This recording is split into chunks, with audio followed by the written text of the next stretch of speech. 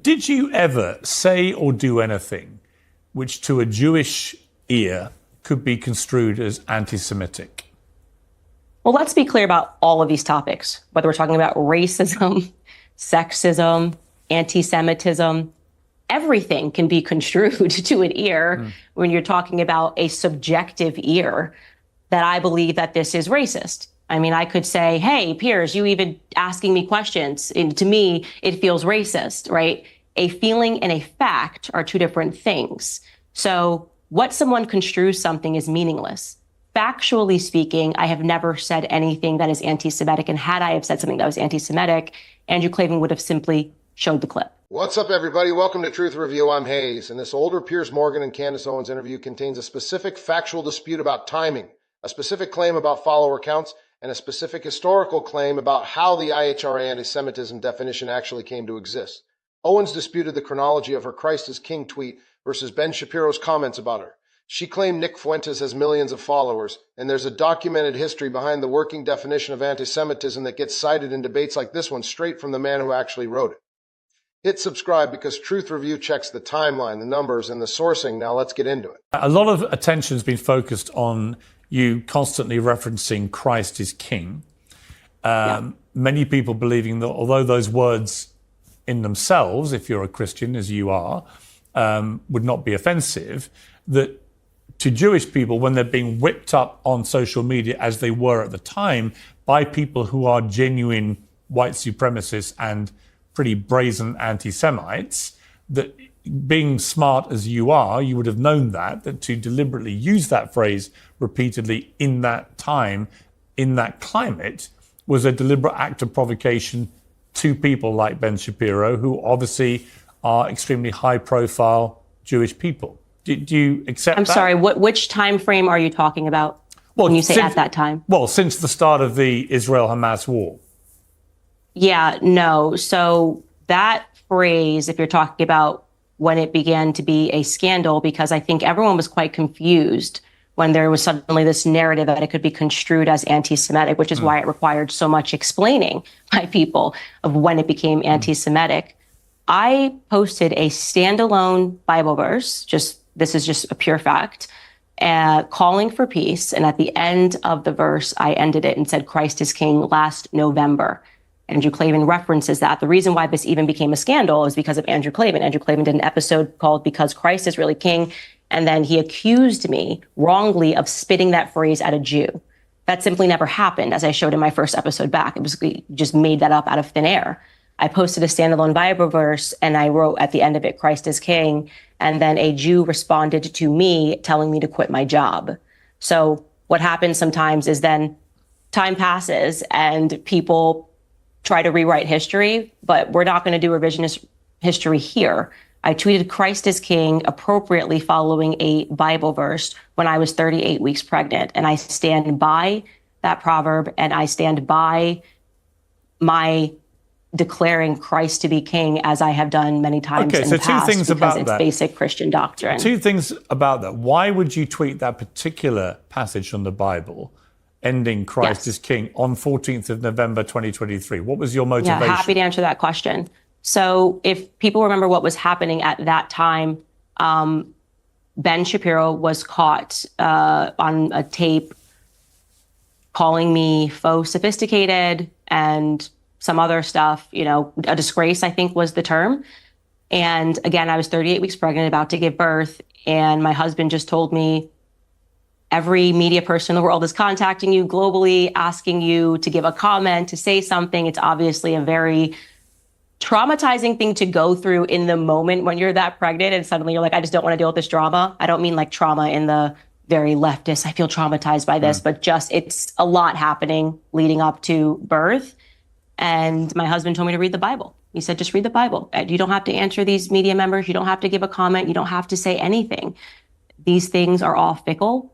It doesn't matter. But just to be clear on the chronology, because the video of Ben saying what he said, we said, I think her behaviour during this has been disgraceful, without a doubt. I think her faux sophistication. That came first. Yeah, that came out on 15th of November 2023. But you had posted what you posted on the 14th of November. That's not correct. You have your timeline wrong. It was the video came first. So you were responding directly to the video?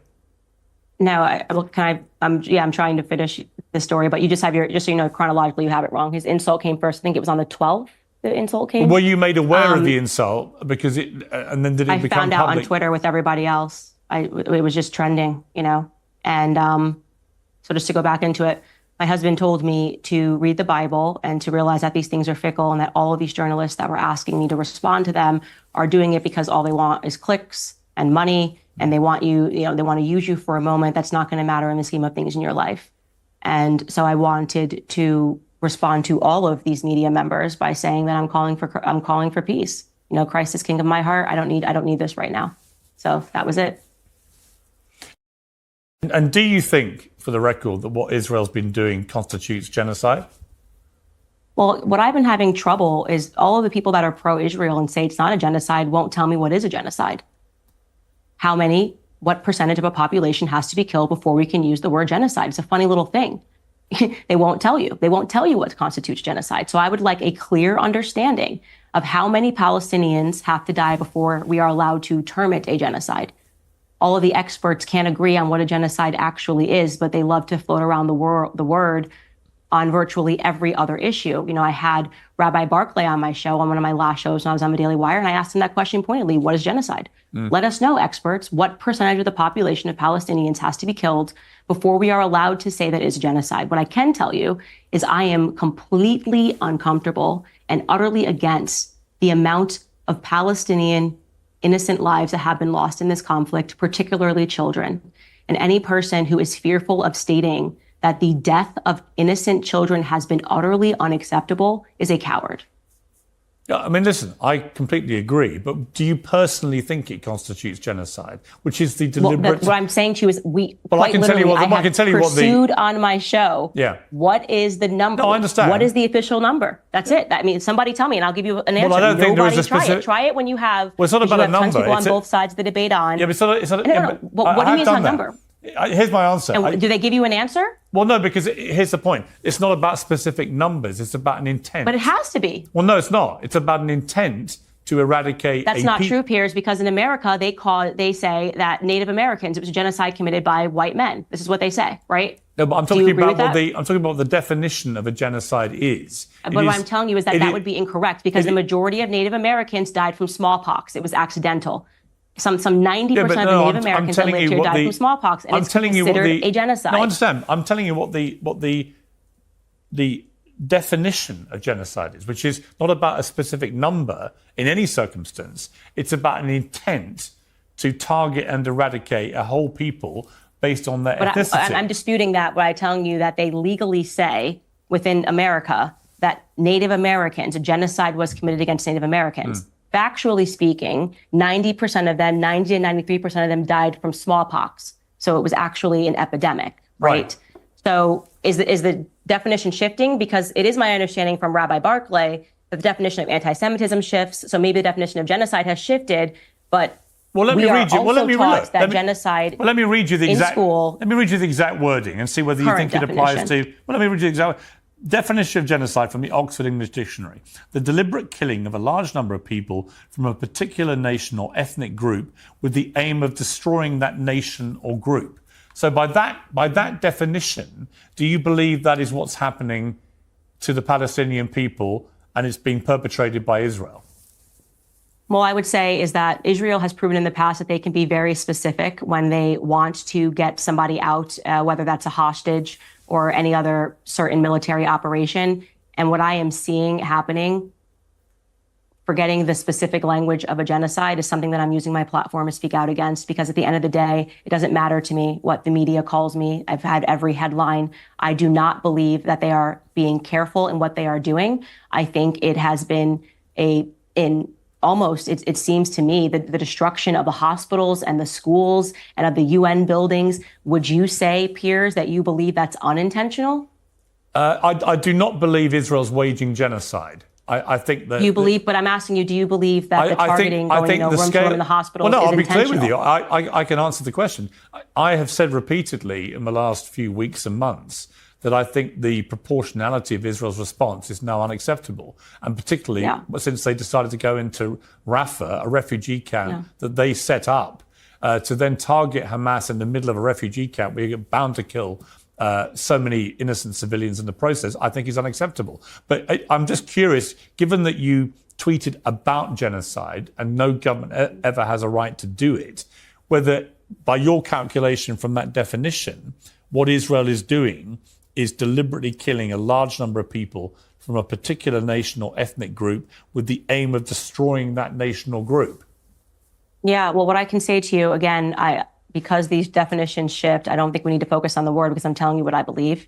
And my belief is that they are not being careful whatsoever. My belief is that there has been too much loss of Palestinian life. But that's different to genocide, though, isn't it? Yeah, but okay, that's fine. We don't need to. That's what I'm saying. I don't know why you're like obsessing over this one word. It doesn't matter. Well, because you tweeted about genocide. You told me. I'm only trying to clear up what is about Brian Mast. So you're harping on this issue. There's a lot more topics we should talk about. I'm being very clear in how I feel about this issue. The Israeli government is not being careful in how they're dealing with this. I agree with you that the amount of death has been completely unacceptable. When I tweeted that was back in November. So we're talking way more lives that have been lost. And that tweet was about Brian Mast. So I get it. Now, here's I my could have reason. never imagined the amount of dead Palestinian children that I would see on my X feed since then. It's horrific. You know, it's heartbreaking to me as a mother. It's horrific to me that the media seems almost complicit in the dehumanization of Palestinians. And I will not be on that side because at the end of the day, the hit pieces, the name calling, the anti-Semitism, the psychopathic language that seems to be coming out of people means nothing. And I want to make sure everybody knows this, right? At the end of the day, you are going to have to account to God for the things that you allowed, for the things that you were complicit in, and for the things that you did not have enough courage to state. Okay. The amount of death of Palestinian children has been unacceptable, full stop. Okay. Bibi Netanyahu, in my view, should not be given an invitation to Congress. I think it's unacceptable. I agree. Unacceptable. I don't and think to be clear, for whatever the reason, he shouldn't be leader when of it comes to Israel. the topic of Israel, it does seem that journalists are fearful to critique Israel. Well, I'm not now, at why all. is that? So, because I would say, Piers, that you too, you seem a little fearful to critique Israel and to want to always seem that you're coming across a little bit understanding of everything they're doing. What is it that makes journalists, corporate journalists, okay, let me respond. fearful of saying, hey, you know, Israel has done a ton of things that have been very wrong? Yes, and I have said they're wrong. I think Netanyahu should go. I think half of that cabinet should go, because some of them have definitely been using genocidal language. I think a lot of what Israel's been doing in the last few weeks is completely unacceptable. I do not want America involved whatsoever in anything that is happening in Israel. I don't want my dollars sent over to Israel. We should not be supporting Israel. Obviously, Thomas Massey has done a lot of work showing how it doesn't even make economic sense that we have so much debt and yet we're sending money over to support Israel. And the biggest issue, by the way, that I have with Israel in talking about them being above reproach is the fact that they are supplying the arms to murder Christians. Okay. In Armenia, the oldest Christian country in the world, and yet nobody talks about that. For whatever reason, it seems to be the circumstance that when Jewish people die in Israel, it's wall-to-wall coverage. But when Christians die all over the world, nobody talks about it. Everyone wants to correlate everything to World War II. Everyone wants to talk about Adolf Hitler, and rightfully so, he was a horrific person. But nobody wants to talk about Henryk Yagoda, right? Nobody wants to talk about the Bolsheviks. Nobody wants to talk about the Christian Holocaust. I am tired of the media, exhausted of the media not speaking about what is happening to Christians all around the world. And it is especially horrific while at the exact same time that it is happening, the slaughter of Christians in Armenia, the arms being supplied by Israel, that the media turns the other way and says, oh, okay, but what about what's happening in Israel? So you know what I'm asking for? Actual equality. Okay, because it seems like this is like a special category, the special relationship that we have. I'm a Christian first, okay? And so my concerns are going to be with what's happening to Christians all around the world because it is us. We are the number one most persecuted religion in the world. And all Christians watching this need to realize the time is now to start speaking up because we have been silenced about the things that are happening to us for a very long time. And the media is very clearly not our friend. When there is wall-to-wall coverage of Christians being killed, in Armenia, Christians being killed in Nigeria, and the treatment of Christians in America and all across the globe today, then you ask me if I will use my platform and I will use my voice to speak about what's happening in Israel. How about that? Nick Fuentes, who is a Holocaust denier, supported you in what he said was your full-fledged war against the Jews. He said, "This is the face of a total Jewish defeat. We effing got your back, Candace. They're filth." What would you say to that? I would never, ever, ever describe Jewish people as a whole as filth. I don't know what the context of that is. Is he referring to the Rabbi Barclay interview? But just to be clear, on my record here, I have had wonderful relationships with Jewish people all throughout my life. Before I was at Daily Wire, I was at PragerU. Dennis Prager, Marissa Straight run that company. Marissa Straight is a former IDF soldier. That woman treated me like gold. We never had any issues whatsoever. They were wonderful to me. So I genuinely don't know the context of where or why he said that, but I'm just acknowledging that he said the word filth and that I used the word filth to describe Rabbi Shmuley, who you have had on this show. And I just want to make it clear to everyone watching that Rabbi Shmuley is in fact a piece of filth. Right, but you would not support a full-fledged war against the Jews. No, no. Or any, by the way, I also would not support a full-fledged war against Muslims. I'm not supporting a full-fledged war against Christians. And there are some full-fledged wars being launched against Christians. So do you feel uncomfortable? So a reasonable question is, do you feel uncomfortable about having support from people like Nick Fuentes then?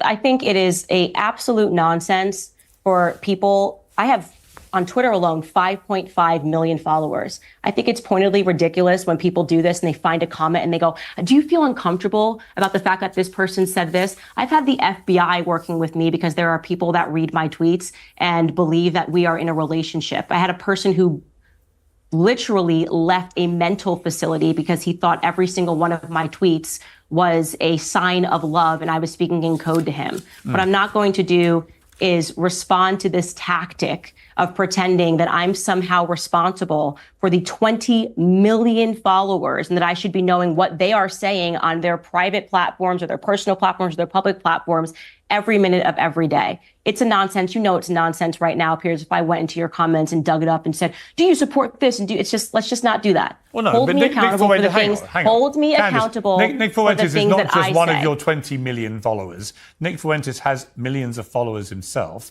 Where does he have? No, stop. Where does he have millions of followers?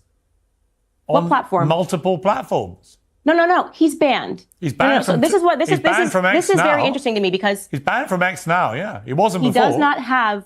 No. He was actually. He does not have. He was banned from YouTube. He was banned from X. He was banned from what is the. He's literally been banned from everywhere. So when you say something like that, I'm asking you which platform. You just made a statement. He has millions of followers. Well, what I think you're being hyperbolic. Yeah. Which platform does Nick Fuentes have millions of followers on? Well, he doesn't now. He's been banned. No. Where? Which platform did he ever have millions of followers on? He is on X. He does not have millions of followers. So which platform did he ever have millions of followers on? Well, how many followers has he got? Okay, so you don't even know the answer. So you're just being hyperbolic again. You're creating this argument that I am responsible. My point was not about a specific number of his followers. No, he's not just, he's got millions of followers. That's just not true. He has a follower. Piers, it's just simply not true. Candace, you've been pretty supportive of Ye, formerly Kanye West, even after he tweeted DEFCON 3 on Jewish people. He posted, "I'm a bit sleepy tonight, but when I wake up, I'm going DEFCON 3 on Jewish people." And you wrote on the social media site Parler, if you're an honest person, you do not think this tweet was anti-Semitic. I mean, I don't know, why would you conclude that? Because it seems to me it's a pretty brazen statement of anti-Semitism to go DEFCON 3 on Jewish people. How else could it possibly how else could it be construed? Yeah, sure. I can tell you how else it can be construed, because this is one of the things that's fascinating. First, I'd like to point to how interesting it is that the entire world came down on Kanye West, canceled him, took away his contracts, made his entire family come out and make statements against him when he tweeted that he was going to go DEFCON 3 on some Jewish people, I think is what he wrote verbatim.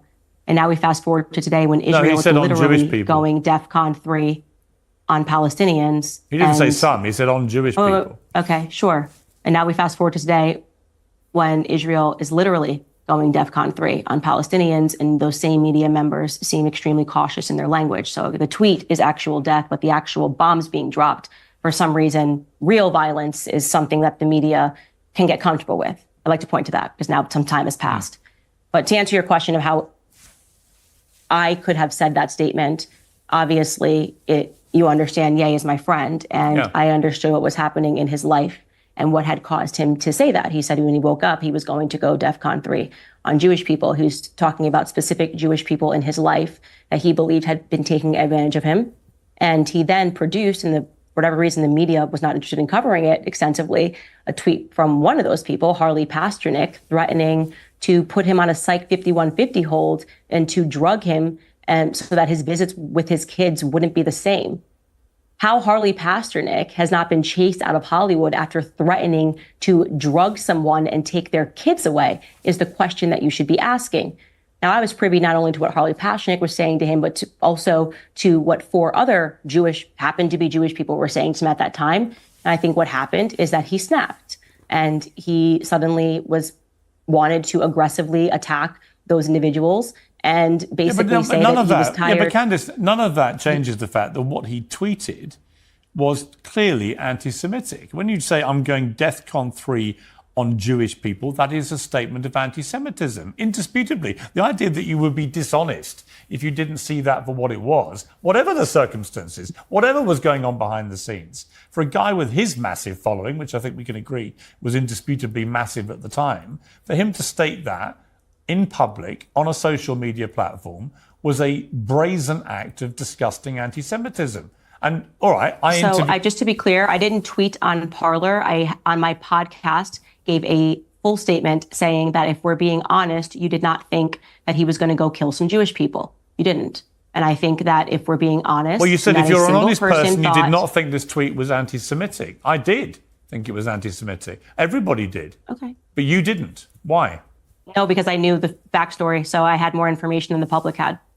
Yeah, but the statement is unambiguous. The statement had no clarification. It was unambiguous. It was clear. Yeah, and then when he clarified, when he did try to clarify it, nobody paid attention. So can I ask you, why did you try to book Harley Pasternak after you saw what he tweeted to Kanye? No, I booked Kanye himself, and I interviewed him for 2 hours. Yeah, but were you interested? That was thereafter when he showed the tweets of what Harley Pasternak said to him. Were you outraged by the idea that a Jewish man would threaten to drug someone so that they couldn't see their family?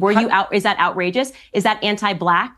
Do you think that that's racist? Well, whatever the circumstances of that wasn't. No. Piers, answer the question, because you're quick to say that a threat that you perceived, the language of him saying that he was going to go DEFCON 3, and just to be clear, DEFCON 3 is a defensive military position on some Jewish people, or Jewish people as a whole. I don't remember the exact tweet. You just said that you felt that was clearly anti-Semitic, and now I am asking you, is it clearly racist? What is it clearly when a Jewish man says to a Black man, that they're going to drug them out of their minds, effectively MK Ultra them, and your visits with your children will never be the same? Because if you're asking me between the two, which is worse, it's obviously what Harley Pasternak wrote to Kanye West, which was not reported in the media. Because he didn't put that in the tweet.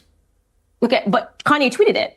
Kanye tweeted it publicly, Harley Pasternak said. He did after the furore blew over his original but why tweet. didn't it trend? Why wasn't there the same outrage? He didn't talk about one Jewish person. He talked about Jewish people. I am asking you why the public was not as outraged as when somebody threatens to drug someone out of their mind as a very serious, real threat. And it was the same person, as he said, was the person who first put him in the hospital the first time. Right. You seem to be okay with it. You're just sort of like, well, no, of course I'm not okay with it. His tweet was so much worse. You're talking about taking away somebody's kids, putting them into a hospital and drugging them out of their mind. Where is your outrage? Let's go through the specific checkable claims in this exchange one at a time. Start with the timeline dispute, because both people made confident claims about the order of events, and only one of them can be right. Owens said her Christ is King tweet came after Ben Shapiro's on-air comments calling her behavior disgraceful. Piers said the tweet came first on November 14th, 2023, with Shapiro's comments following on November 15th. The documented public record supports Piers' version. Shapiro's comments about Owens on the Ben Shapiro show aired on November 15th, 2023.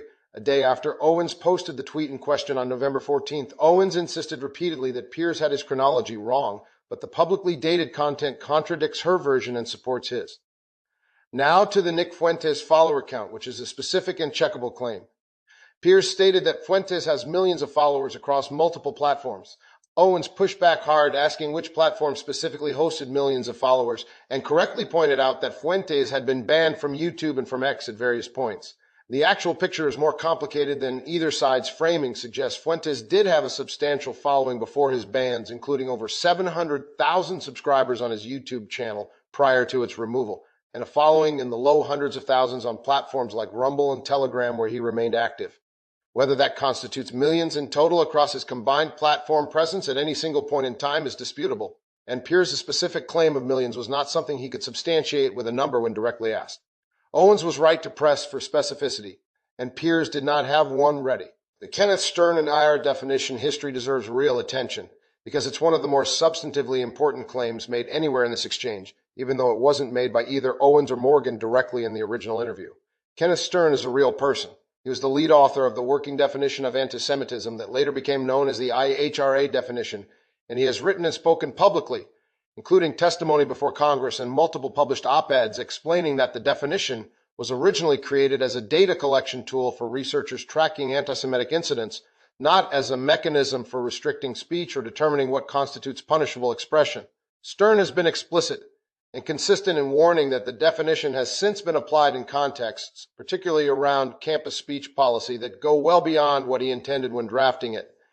That is a well-documented and significant piece of historical context that deserves to be part of any serious conversation about how the term antisemitism gets applied and adjudicated in public discourse today. The Congressional Research Service housing statistics are also independently verifiable.